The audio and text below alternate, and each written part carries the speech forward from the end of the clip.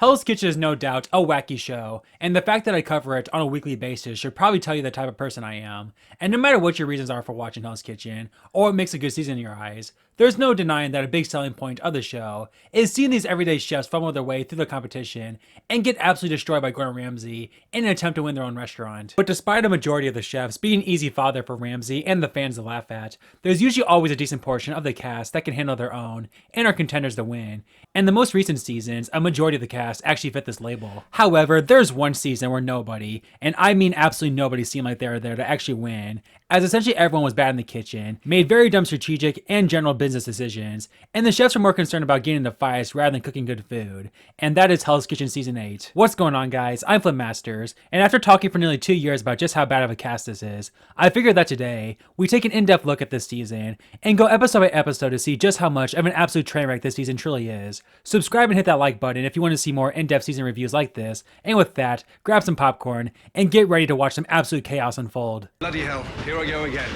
16 brand new chefs would enter the 8th season of Hell's Kitchen, with the winner of this season winning $250,000 and a head chef position at LA Market. The chefs are divided into men versus women, and would immediately compete in their first challenge, and their first attempt to impress Gordon Ramsay, with the classic signature dish challenge. And let's just say, while there are some decently rated dishes, it's safe to say that most of chefs here did not make a good first impression, with even some all-time bad signature dishes coming from this season. This is a seafood and vegetable pancake.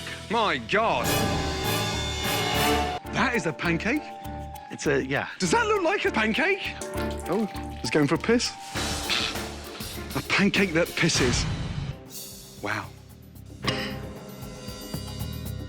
Did you forget to cook the asparagus? No. I'm glad you find it funny, sweet. Can you imagine if 100 diners were cutting into that? No chance. Why is it so sweet?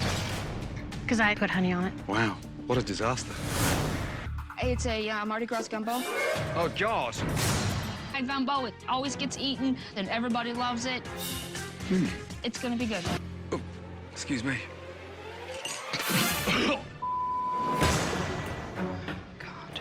Are you crazy? I'm sorry it wasn't up to par. Up to par? It's unedible. Okay, then throw it out. No. Big man, Yes, sir. you like your food? Take a mouthful. Pass it along. I would have rather had a cat in my mouth than have eaten that any further. Vinny, what was that tasting of? A big bowl of mud. Dear, oh dear.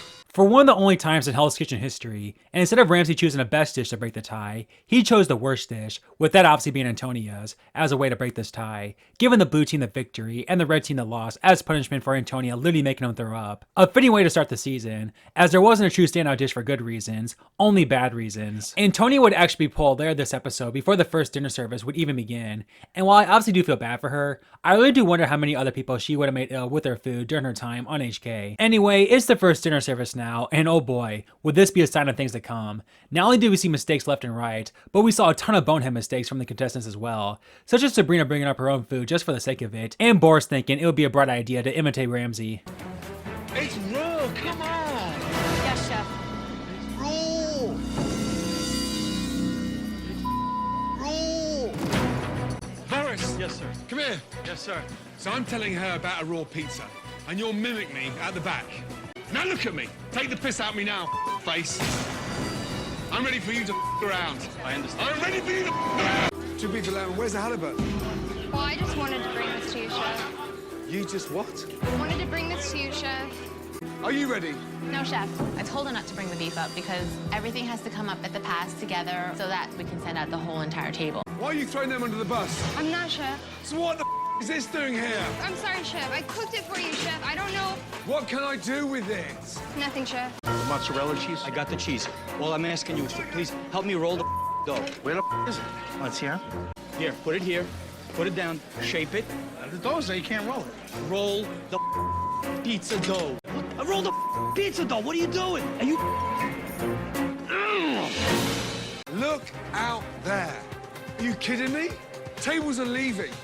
No one's even working together. No one's even caring. Oh, Off. Is that clear? Yes, chef. Everything off. Clear down. For the first time in Hell's Kitchen history, both teams will be named as losers on opening night, with 2 chefs from each team going up for elimination. The blue team's nominations are obviously Raj for being a goofball, and Trev for messing up the salads multiple times, while the red team's nominees are Lisa and Sabrina. However, Sabrina had her own personal nominee. I think that Nona should go home, chef. Her idea of fine dining is fried chicken, chef. She snores and it keeps us all awake. And I honestly believe she's good for nothing, chef. This was just another lowlight from the infamous debut of Sabrina this episode, as she had many other bad moments from this premiere. So are we always gonna lose or what? No, we're gonna win. I don't want to clean. I hate cleaning. I'm not trying to lose ever again. One member of the red team seems to be losing interest. Are you bored? No, chef. You are. No, I'm not bored, chef. And you're yawning. There you go. Sit down and rest your weary legs. Thank you, baby spice. You look very cozy there. Would you like a drink? No, thank you, chef. You sure? I'm okay.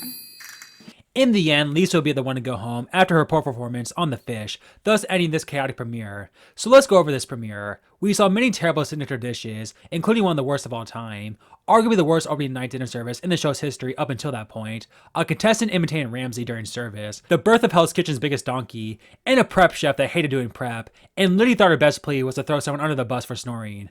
Oh man, again guys, this is just episode 1, we got a long way to go. Episode 2 now, and the chefs would compete in a sushi challenge. Relatively simple, right?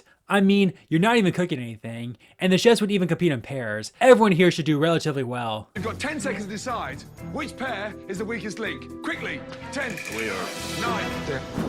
Right here, chef, because I know we suck. Show me what you have got. Embarrassing. No, wasabi. Out. Wasabi, yes or no? Yes. No. You left out the wasabi. Jackass. Did you bite that? No, chef. Out. Out. You think I'd be able to know how to make sushi, Out. but I can't. I'm not Japanese. In the end, the blue team would come out on top by 1 point, meaning the red team would lose in large part due to an Asian woman failing to make one good sushi. I mean, at least her culture paid dividends at the punishment while everyone else suffered. Shall we? Whoa. How can you eat something that smells that bad? I think it's good. In my country, we eat some of that and we like it. It's disgusting, seriously. Like, I'm a little insulted.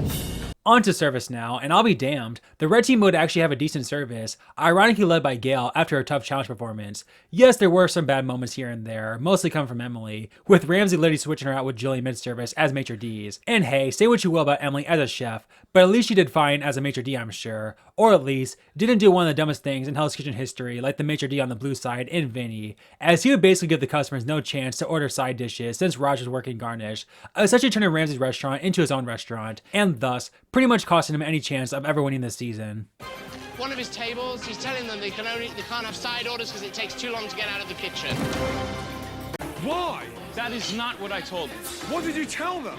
Exactly what I told them was this. I'm telling you the truth. The sides are delicious, but it's going to take a lot longer if you want sides, so... Vinny here is telling the customers not to order sides. Come here. Did you tell him not to order sides? Look, I got all the sides ready. I'm waiting for them to... So why is he not taking the orders? I have no idea. The truth is, I have no faith that he's going to be able to get the sides out. You do not decide what goes out of this kitchen. I don't know. Get out! Yes, chef. Get out, you! This would be one of just many lowlights on the blue team that night, as Raj and Curtis would quickly get kicked out after Vinny, with the entire blue team eventually getting kicked out soon after.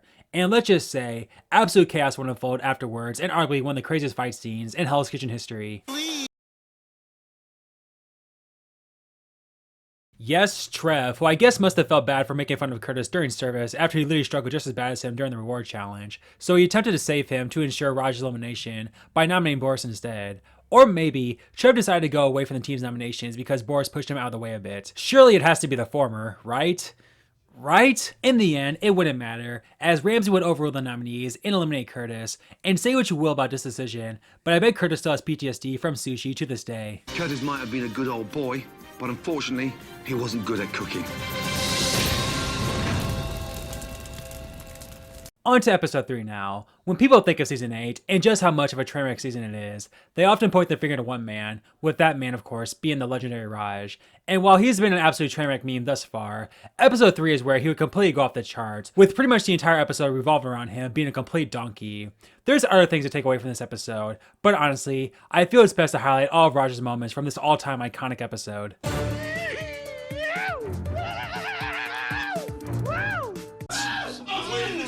Deep breaths. Deep breaths. Not an ounce of seasoning. What are you? Or do it again. Don't argue with Chef. Say that again. Hey, say that again. Don't spit go away in my face. Say that again. Yeah, and you're about their breakfast. Got it? Yes, Chef.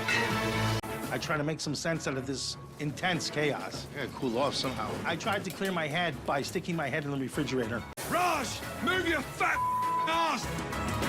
What the have you done so far? You dilly-dally at pastry section. Shut up! You cooked Shut up even up! worse. Shut up! Shut the up! What? Oh, you guys are a bunch of snakes! You snake! Yeah? I see all this food, and it looks delicious, so I just, ate it. Look at his eating, look.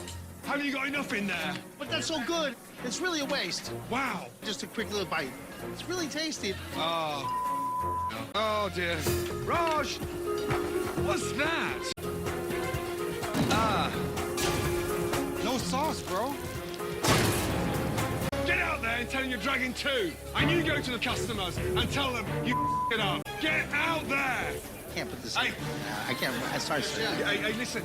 Off out there, will you? I can't. Put it down and get out there! Raj. You, big boy, are out of your league. Big time. There's the door there, big boy. All Raj wanted to do was put his head in the freezer. And that's why his stay in Hell's Kitchen was a short one. Episode 4 now, the first episode without Raj, so theoretically, this season shouldn't be as chaotic and meme-worthy now, right? I mean, for heaven's sake, Trev, who was Raj's biggest enemy in the previous episode, would win reward for the blue team. Surely he'll be in the best of moods today. I didn't want to be 1. I didn't want to be 6th. I just want to be part of the team. Stop thinking the moment. You're being a Debbie Downer. You. I was over there like a big kid trying to get into the game. I want to play. Come on, here's my plate. On to service now, and it'll be quite the interesting service post-Raj, especially on the blue team, as Louis completely crashed and burned all night, and Boris will once again prove he's not exactly the brightest bulb in the box. Boris decides that this might be a good time to clean up. This is a kitchen. I'm trying to run a restaurant. Yes, Can hear you. Get down there. Off, will you, yeah? Do it full time. Get on there. What a muppet. While the red team will once again have a lot of problems, they would actually finish service and go over to help the blue team. And every other occurrence this has happened in Hell's Kitchen history. Not only would the teams come together to finish service, but the red team would obviously win service. However, the 12 chefs working together would be so chaotic that Ramsay would instead end up kicking everyone out and naming both teams as losers. Seriously, you cannot script this stuff. All of you, just stop. You make yourselves look so stupid. Do me one big favor. Get out. Get out. But hold on, things don't stop there, as after the blue team would have an all-time post-service outrage 2 episodes prior, the red team would put on quite the encore performance, led by Sabrina's most infamous villainous moment during her HK run. Put me up! Put me up! I don't give a Put me up! Put me up! Yeah, you deserve to up! You're an executive chef! You ain't done better than me at all! At all! I totally lost respect for all of them. I'm gonna make their lives literally hell. In the end, Louis would be the one to go home after his train wreck night, a forgotten about chef this season, but nonetheless, still an awful one. Episode 5 now, and this episode will begin with the chefs having to make dishes for Beverly Hill high schoolers in preparation for their prom. The blue team would have such a bad performance that for the first time in Hell's Kitchen history, a team would be shut out at the reward challenge. How was that? It's very dry. I do agree with the dryness of the halibut. What? You've got me. I eat a lot of sushi, and I feel like the tuna's a little burnt. Burnt? That girl's an idiot. I do agree there's absolutely no flavor going on with that. And Toei is a moron. Emily's pot stickers I'd like to keep this. Amazing. completely blow them away. And the women have the first ever shutout in Hell's Kitchen history. See, this teamwork is exactly what helps in the kitchen, right? Like teamwork in the kitchen. Don't talk about the kitchen, because you guys don't know about the kitchen. How about you not give us attitude? I'm not here to play. Those little kids, they're pushing me to the limit. I'm doing this for a career, so step off. Wait, watch your language. Watch my language. I'm a grown-ass man. Now, I get it, high schoolers are a pain, and you might have to put an asterisk mark next to this historical loss, but nonetheless, the way the Blue Team members, specifically Russell, whose douchebaggery would officially begin this episode, attack these kids is simply unacceptable and pathetic behavior from grown men. However, in fairness to Russell, he would lead the Blue Team to victory during dinner service, and something to keep in mind going forward, he and Jillian on the red side were really the only chefs this season who had shown to be decent, and far and away the frontrunners of the season. On the red side though, holy smokes was it a bad service. Emily continued to just completely suck at everything involving food. Another contestant pulled a no-no, as Nona interrupted Ramsey during a tirade. Gail continued to be bipolar in terms of skills shown, and Melissa would single-handedly screw over the entire kitchen as she overcooked 23 freaking fillets. 1, 2, 3, 4, 5, 6. Oh my God. 7, 8, 9, 10, 14, 15, 16. Oh, hell no. 17, 18, 19, 20, 20. There's 23 on board, Chef. So what? Why are you cooking them now? Sabrina, of all people, would finally have her shining moment, winning the best of the worst, and she actually gave some good nominees this time, as she nominated the weakest links of service and throughout the season in Melissa and Emily, with Emily getting the boot, which should just go to show how bad she had been, that she went home despite Melissa single-handedly backing up dinner service. After sleeping on it, Ramsey realized he probably made no mistake in keeping Melissa around, and thus eliminated her the next morning. Or at least he should have in hindsight. Melissa, give me your jacket. Yes, Chef. You're in the Blue Team. Oh my God. So relieved. We would also see Trev move to the red team, which is also pretty funny in hindsight, as it was clear there are simply so many better options from the blue team to switch. Nonetheless, after the blue team won reward, we would head into dinner service, yet another chaotic one. Sabrina, who had just had a stand-up performance in the previous episode, would have a terrible night on garnish, making yet another bonehead mistake when she thought the meat station was responsible for cooking gnocchi. We also saw Nona have her worst performance yet, as she failed on the fish station, while on the blue side, Boris would get kicked out of the kitchen after a miserable night, and Melissa would unbelievably back up service for the second time in a row. Chicken garnish. Hey, are you stupid? Touch that one then. Touch that one. Now put it in the palm of your hand, you'll see how wet it is. Boris! Get out. Get out. Sabrina, have we forgotten it? No, Meat's been doing it, Chef. Meat's been doing it. Since when has the meat section been cooking the gnocchi? The garnish section does the garnish. The meat cook the meat. Yes, Chef. End of story. Yes, Chef. Scallop salad, how long? I'm all out of scallops, Chef. What? I cooked the out of all the scallops. I the team, Chef. Just come here, all of you Yes, stop. Chef. Take the plate, pass it round. 7 pounds of scallops. Melissa must have cooked about 10 pounds of scallops, all cooked up for the garbage. Despite both teams finishing service in the end, this was clearly another service where there was no winning team, the third time thus far out of 6, with each team nominating only one chef for some reason this time, despite there being clearly 2 obvious ones from each team. Seriously, I think even Ramsey was losing his brain cells by this point in the season. The nominees would be Boris and Sabrina, but Ramsey would also call up Nona and Melissa, and in the end, despite Boris literally being the only chef to get kicked out of the kitchen, Ramsey could simply not overlook Melissa single-handedly backing up 2 straight dinner services, as she would be the 6th boot of the season. Seriously, how did she survive for this long? Episode 7 now, far and away the most tame episode of the season thus far, but nonetheless, it is still pretty bad. It starts off with the classic Vegas World Challenge, and we once again got some pretty dumb answers, followed by Rob costing the blue team the win when he failed to season the food. The dinner service though, while not perfect by any means, wasn't bad, at least for season 8 standards. There were some pretty big time mistakes though, as Boris was ready to slice food on a dirty board, while Vinny served out an old risotto to Chef Ramsey's wife. But the biggest problems in each kitchen were Nona and Rob, who both struggled on garnish, and were arguably the 2 second biggest favorites to win on each team behind Russell and Jillian respectively.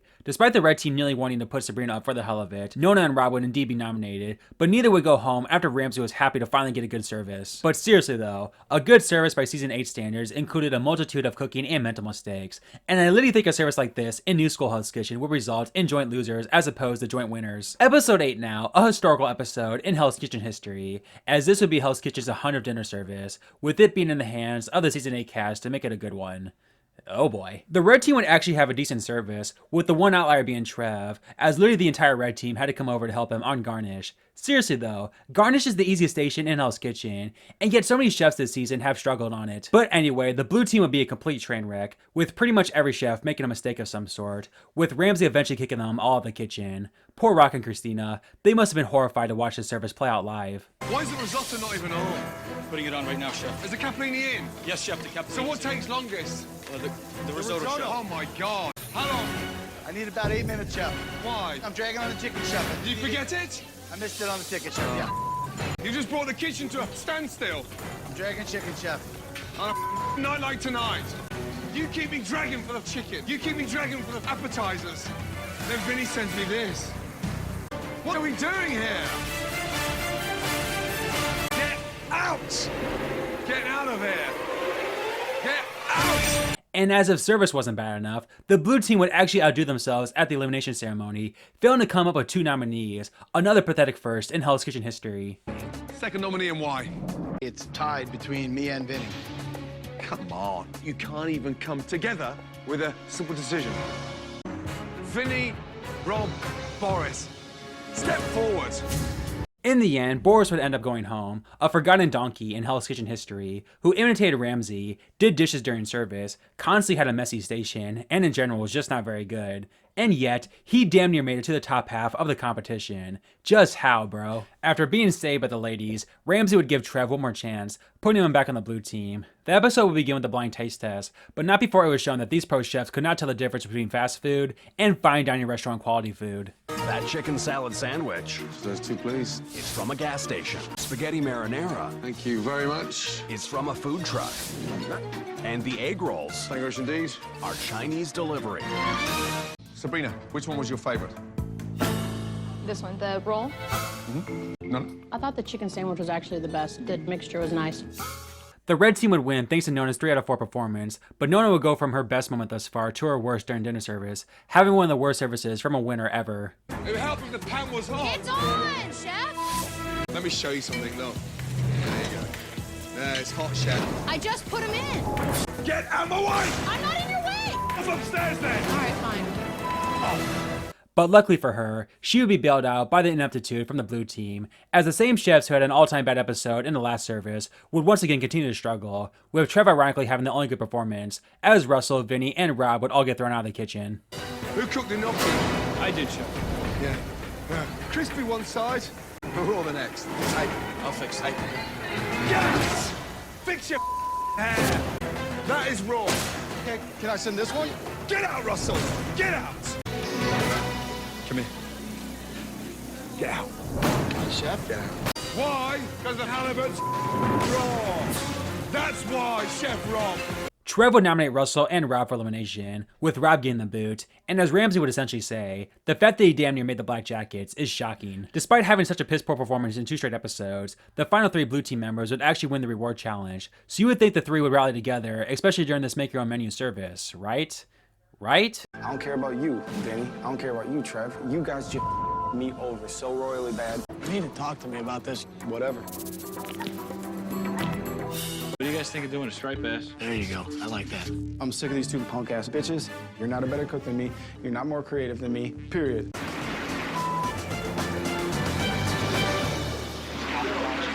These are running their mouth. Trev's wasted, and Vinny's, half in the bag, too, and I'm gonna smoke you guys. Let get all pissed off. I really don't care. It's funny.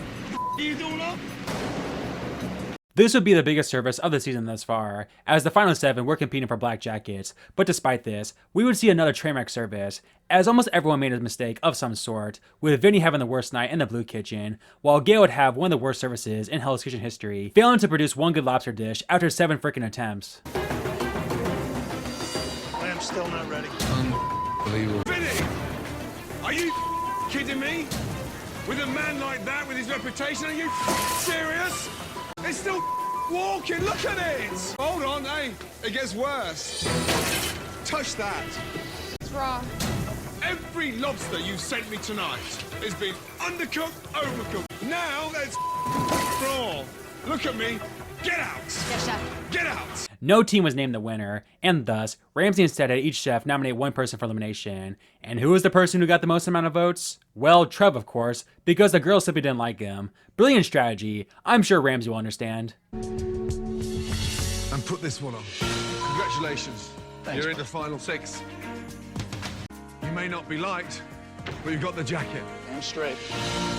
In the end, it would come down to Vinny and Gail for the final black jacket, and despite Gail clearly having the worst performance of the night, and arguably worse than Vinny overall, I truly think Vinny's maitre d' mistake going all the way back to episode 2 cost him a black jacket, as Gail would absolutely fall into a black jacket. So it's the black jackets now, which included 2 decent chefs with one of them having a horrific attitude, a 22-year-old prep chef who was pretty awful all season, and showed her inexperience multiple times along with causing multiple fights, a chef who could have been gone a long time ago, and the 2 other chefs are 2 of the worst black jacket chefs of all time. Top tier talent here, folks. But hey, maybe they'll prove me wrong and come together for a strong first black jacket dinner service. Oh dear. Trev, so pasta's overcooked and it's stewed. Disgusting. For 2 spaghetti. 4. 4 minutes. That pasta's gonna cook in 4 minutes, Trev. There's pasta in the back. Stop yelling.